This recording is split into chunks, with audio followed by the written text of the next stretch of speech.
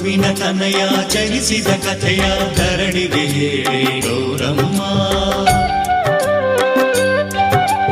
ತನುವಿನ ತನಯ ಜನಿಸಿದ ಕಥೆಯ ಧರಣಿಗೆ ಹೇಳಿ ಗೌರಮ್ಮ.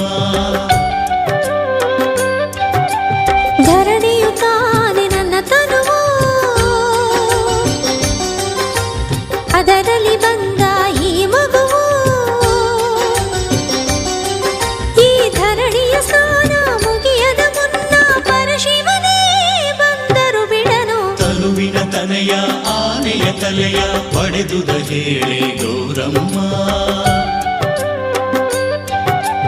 ತನುವಿನ ತನಯ ಆನೆಯ ತಲೆಯ ಪಡೆದುದ ಹೇಳಿ ಗೌರಮ್ಮ.